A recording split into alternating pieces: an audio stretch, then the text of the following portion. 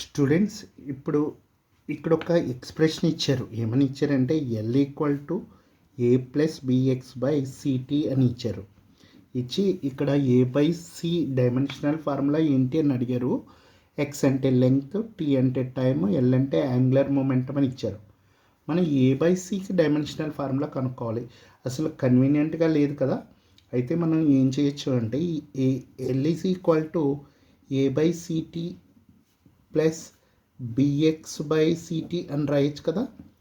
ఇప్పుడు మీకు క్లియర్గా దీని డైమెన్షన్స్ ఈక్వల్ అవ్వాలి, అవును కదా, మన ప్రిన్సిపల్ ఆఫ్ హోమోజినిటీ ప్రకారం. అందుకని మీరు ఏ బై సిటీని డైమెన్షనల్ ఫార్ములా కావాలి, ఏ బై సి కావాలి. A by CT is equal to L dimension formula. L అంటే ఇక్కడ లెంగ్త్ కాదు, యాంగులర్ మొమెంటం గుర్తుపెట్టుకోవాలి. అయితే ఏ బై సి కావాలి కదా, ఏ బై సికి డైమెన్షనల్ ఫార్ములా కావాలి కాబట్టి ఎల్ ఇంటూ టీ తీసుకోవాలి.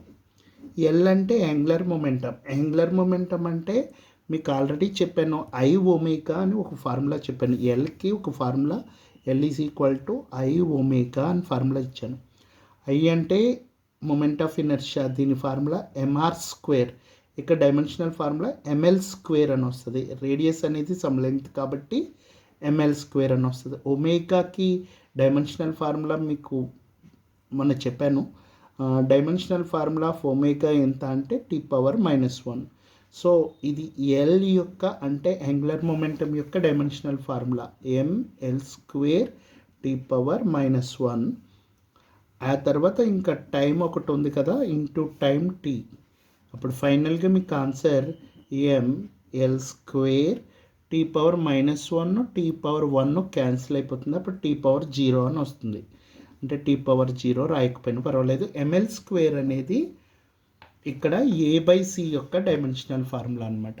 అంటే ముందు మీరు ఈక్వేషన్ సింప్లిఫై చేసుకుని దాన్ని ఈక్వల్ చేసుకోవచ్చు.